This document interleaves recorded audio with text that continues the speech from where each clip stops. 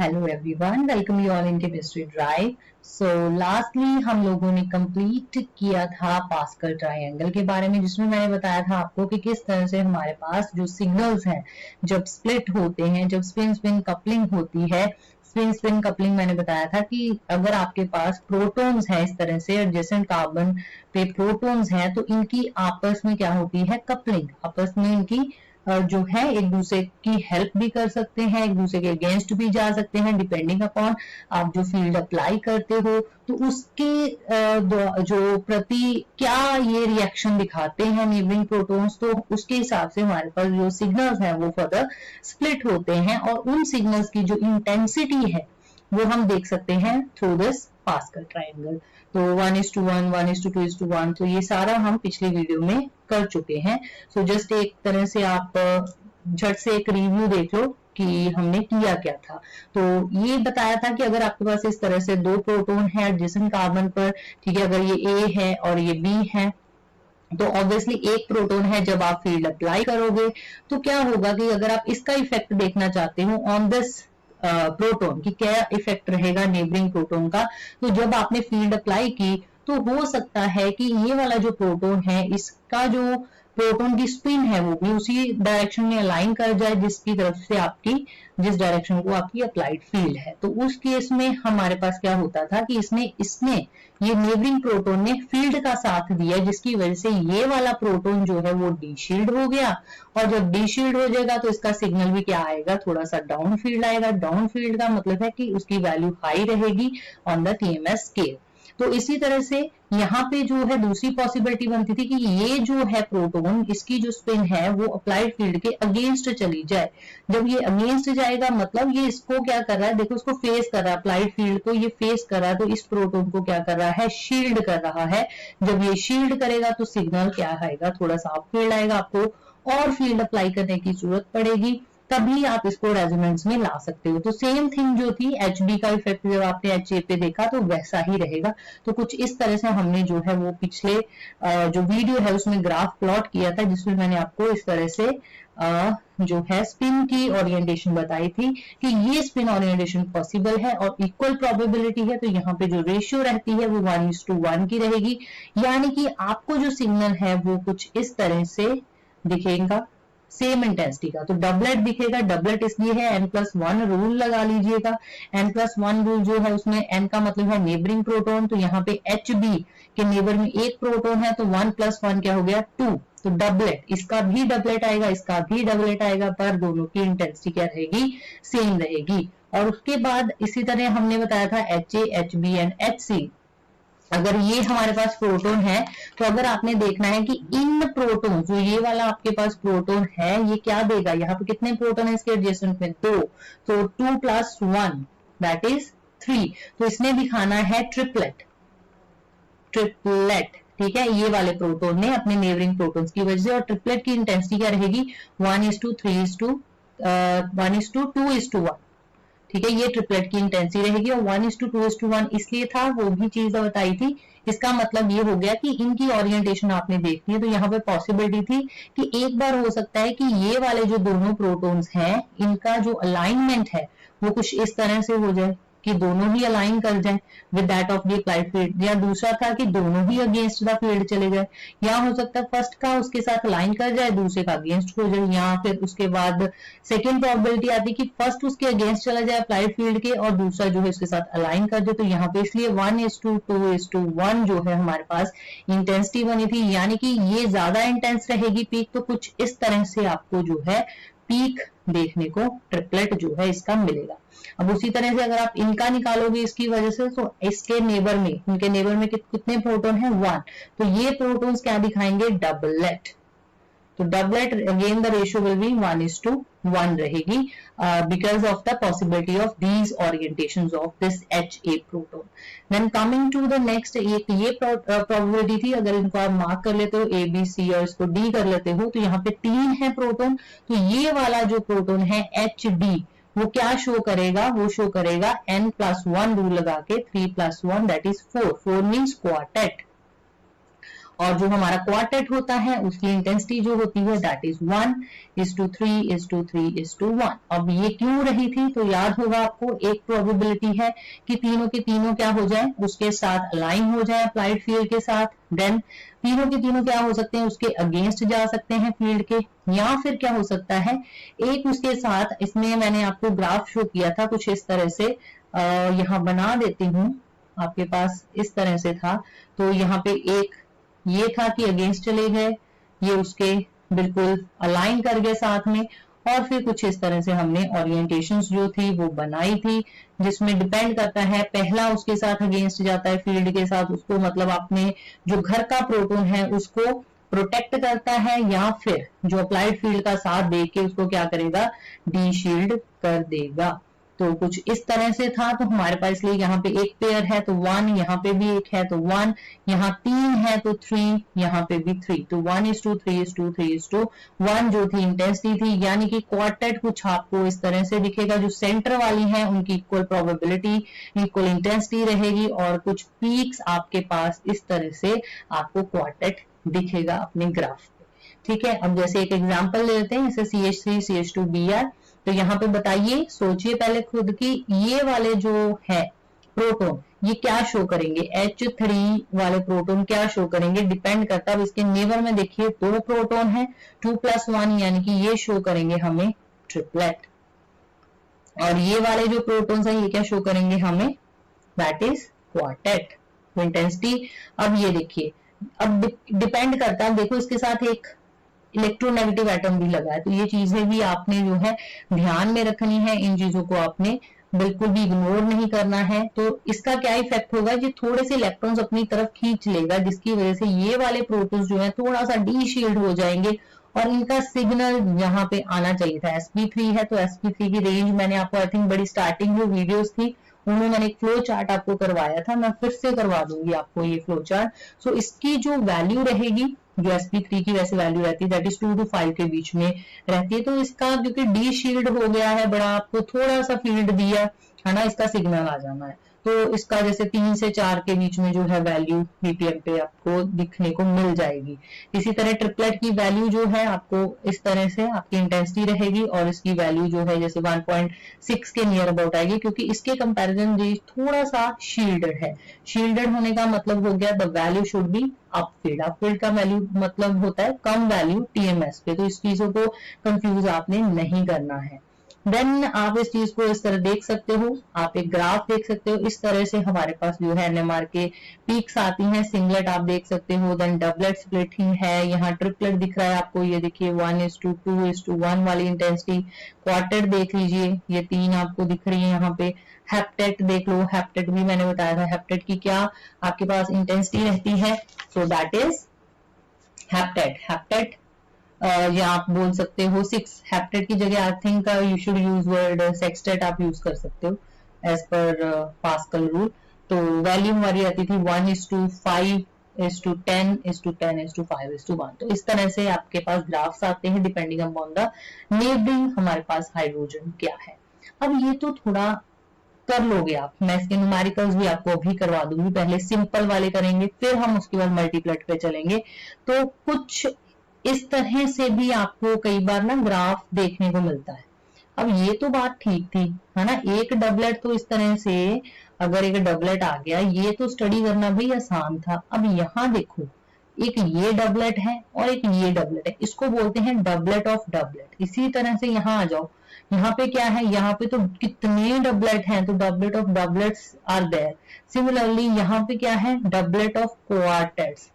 इस तरह के जो है, जब आपके पास जो स्प्लिटिंग है, जो सिग्नल है वो सेप्टेट से ज्यादा हो जाती है, तो वहां पे आपको मल्टीप्लेट्स शो करते हैं। वो मल्टीप्लेट्स को हम बोलते हैं, ये इस तरह से हम प्रोनाउंस करते हैं, जैसे doublet of triplet, doublet of quartet, ठीक है, क्वार्टेट ऑफ ट्रिपलेट, इस तरह से हम जो है वर्डिंग्स यूज करते हैं ये भी मल्टीप्लेट्स ही है। ठीक है, जब सिग्नल टूटेगा तो ऑब्वियसली एक से ज्यादा में टूटेगा, हम उसको मल्टीप्लेट वर्ड ही यूज करेंगे, मल्टीप्लेट। ठीक है, बट कहाँ हमने ये चीज यूज करनी है, कहाँ हमने उसको सिंगल ट्रिपलेट क्वार्टेट बोलना है, वो चीज अब मैं आपको बता रही हूँ।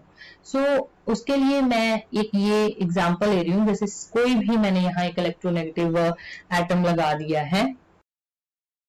अब आप सोच रहे होंगे कि चलो हम पहले n+1 रूल लगा के सारा निकालते हैं कि इसका जो आना चाहिए था हमारे पास ये वाली चीज का, इसके नेबर में देखो 2 है तो 2+1 अगर आप करोगे तो इसका आएगा 3। तो आप सोच रहे हो कि इसका आना चाहिए मेरे पास ट्रिपलेट। ठीक है, अब उसी तरह ये CH2 को छोड़ दो, पहले ये वाले CH2 पे आओ।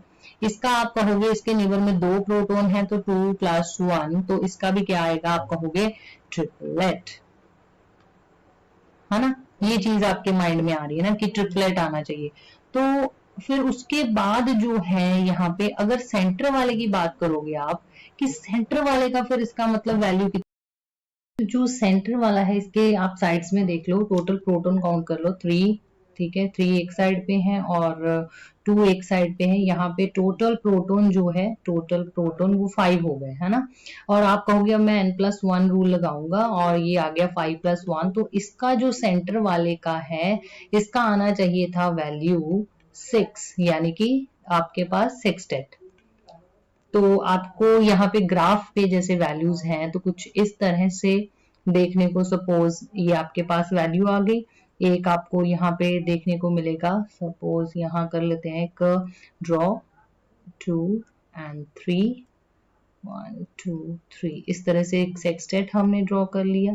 ठीक है, और यहाँ पे एक और ट्रिपलेट ड्रॉ कर लेते हैं।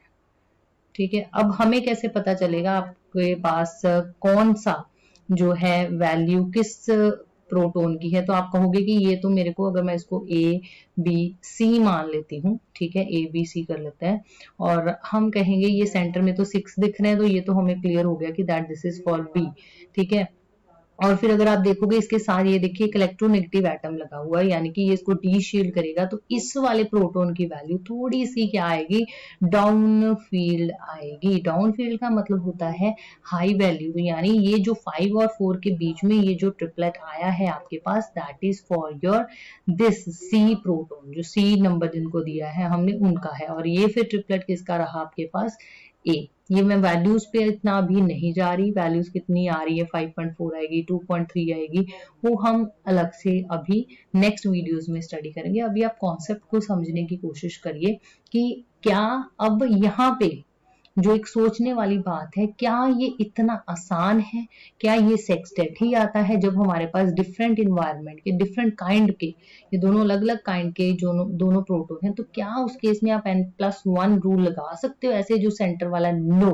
तो वो इतना, उसके लिए मैं एक सिंप्लीफाइड जो है आपको एक फॉर्मूला दे रही हूँ, उस केस में सेक्सटेट नहीं आएगा। ठीक है, वो उसकी फर्दर स्प्लिटिंग होती है, उस केस में हमारे पास किस तरह से आप निकालते हो वैल्यू। तो उसके लिए आप देखिए कि आपके पास यहाँ पे देखिए कितने प्रोटॉन्स हैं, 3 है।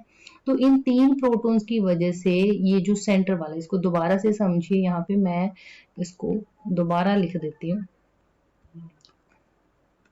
ये देखो, अब यहाँ पे 3 प्रोटॉन्स है, इनकी वजह से इसका क्या आना चाहिए था, 3+1 रूल लगाओ 4, यानी कि क्वार्टेट।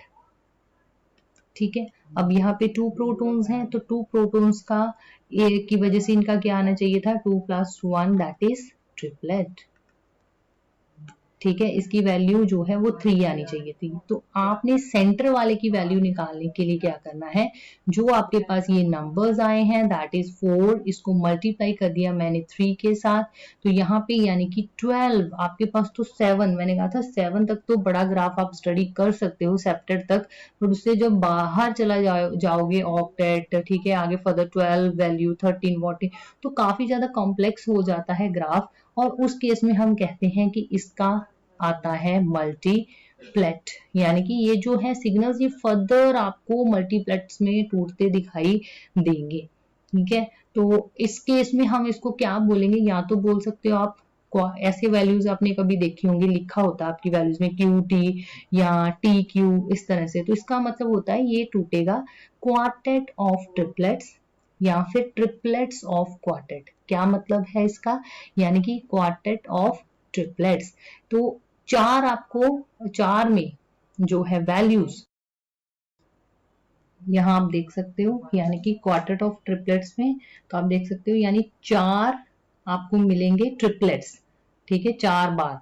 तो यहाँ इस तरह से ये यहाँ लिखा हुआ क्वार्टेट ऑफ ट्रिपलेट्स, तो कुछ इस तरह से आपको जो है अलग अलग इंटेंसिटीज के ट्रिपलेट्स आपको देखने को मिलेंगे। तो इसी तरह अगर आप ट्रिपलेट ऑफ क्वार्टर्स यानी कि 4 इस तरह से, मतलब 4 1 2 3 4, जैसे 4 4 जैसे भी उसकी इंटेंसिटी होती है आपके क्वार्टेट की, यानी 1:3:3:1, तो इस तरह से आप इसको लिख सकते हो कि जैसे 1:3:3:1, ठीक है, 1:3:3:1, तो ये बिल्कुल साथ में ना अटैच होते हैं इस तरह से, ठीक है, ट्रिपलेट ऑफ क्वार्टेट्स, ठीक है। तो 3 आपको इस तरह से साथ साथ में जुड़े, बिल्कुल आप मतलब उनको जो एक तरह से एनालिसिस करना काफी डिफिकल्ट होता है ग्राफ पे, तो वो आपको देखने को मिलेंगे। तो आई होप आपको मल्टीप्लेट वाला जो केस है वो समझ में आ गया होगा। तो चलिए थोड़े से अब ऐसा करते हैं, न्यूमेरिकल्स पहले सिंपल कर लेते हैं, फिर हम कॉम्प्लेक्स जो है न्यूमेरिकल्स की तरफ चलेंगे।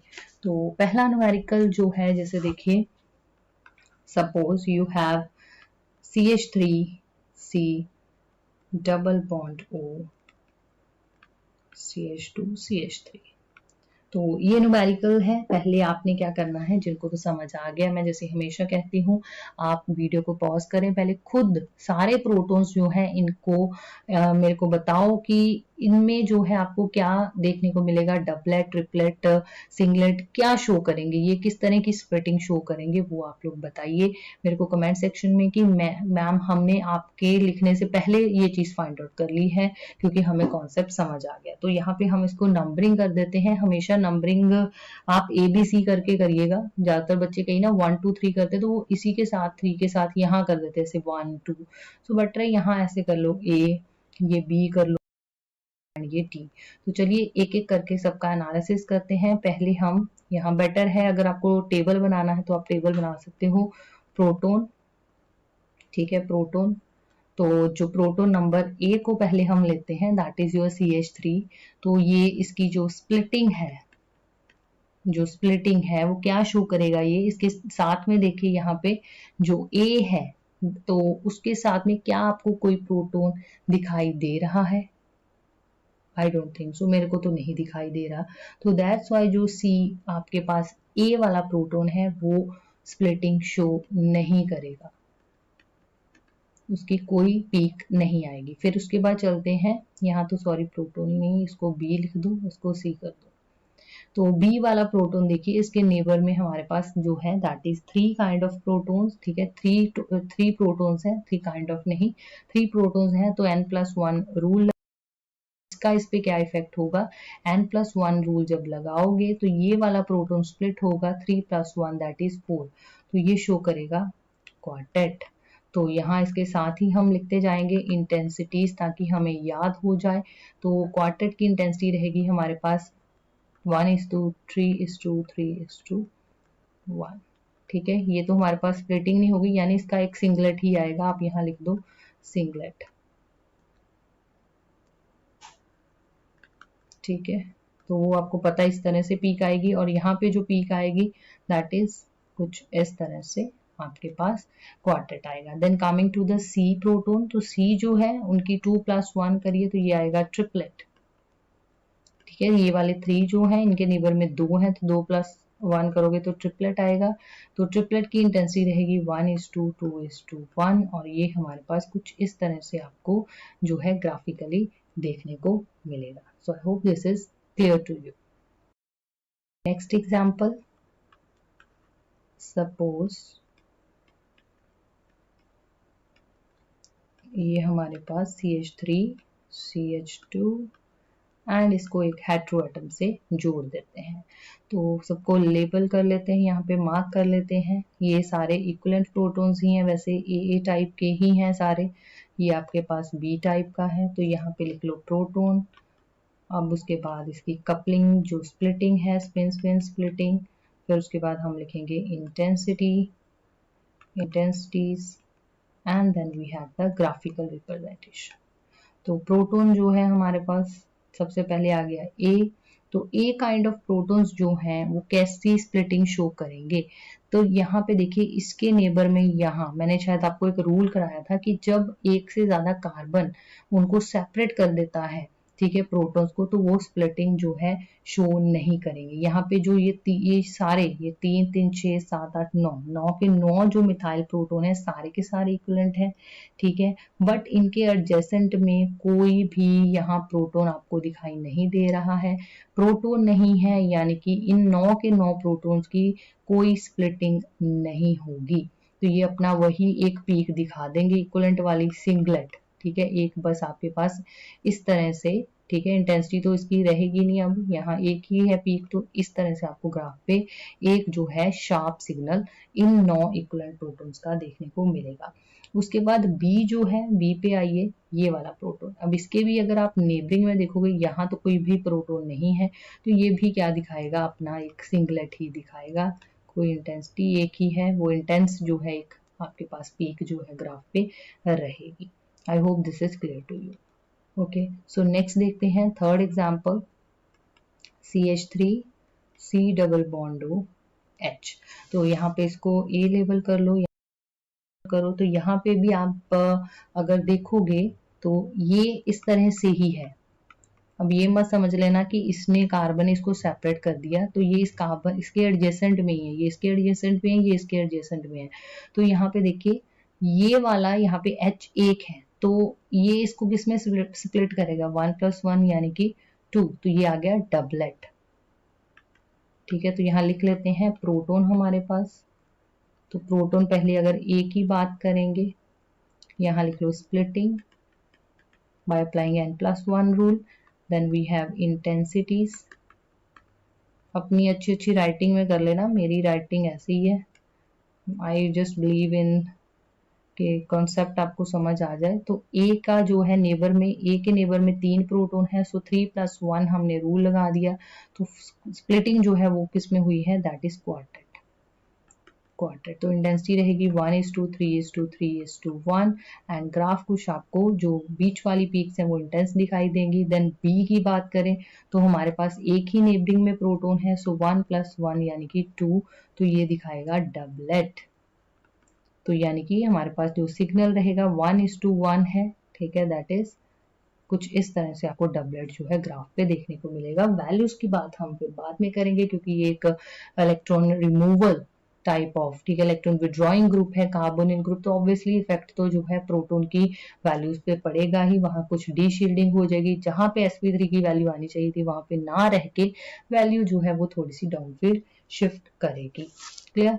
अब इसी तरह से चलते हैं, चौथी एग्जाम्पल करते हैं, थोड़ी सी एग्जाम्पल्स कराऊंगी, बाकी हम कंटिन्यू करेंगे नेक्स्ट जो है पार्ट में CH3, जिसमें मैं आपको कुछ मल्टीप्लेक्स की वैल्यूज भी कराऊंगी।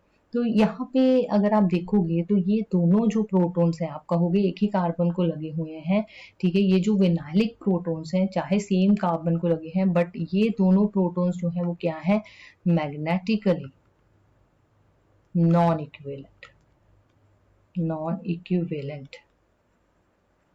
ठीक है। तो नॉन इक्विवेलेंट है, तो यहाँ पे इसके नेबर में अगर आप देखोगे ये वाला जो प्रोटॉन है इसको ये कार्बन पड़ गया, यहाँ पे डबल बॉन्ड है, ठीक है, तो ये इसके एडजेसेंट वाले के साथ अगर आप कंसीडर करो तो इस कार्बन के साथ कोई प्रोटॉन नहीं है, तो यानी आप सोचोगे कि ये क्या दे देंगे, एक सिंगलेट दे देंगे, बट नहीं, ये अपना जो ये वाले ए और बी मैं इसको कहूंगी, ना कि ए कहूंगी, क्योंकि मैग्नेटिकली इक्विवेलेंट है। इनका प्लेन देखिए आप, इसको इधर मिथाइल ग्रुप है तो इसको इधर जो है एक ब्रोमीन ग्रुप जो है, ब्रोमाइड ग्रुप जो है वो इसको पड़ रहा है यहाँ पे इसके नेबर में, तो ये मैग्नेटिकली नॉन इक्विवेलेंट हो गए। तो ए और बी जो है वो अपना क्या देंगे, दे विल शो अपनी अलग अलग से पीक देंगे, ठीक है, अपनी अलग अलग से पीक देंगे, तो यानी कि आपको यहाँ पे एक डबलेट जो है देखने को मिलेगा, ठीक है। It would split each other signal into doublet, ये इसके सिग्नल को स्प्लिट करेगा, इसके सिग्नल को स्प्लिट करेगा,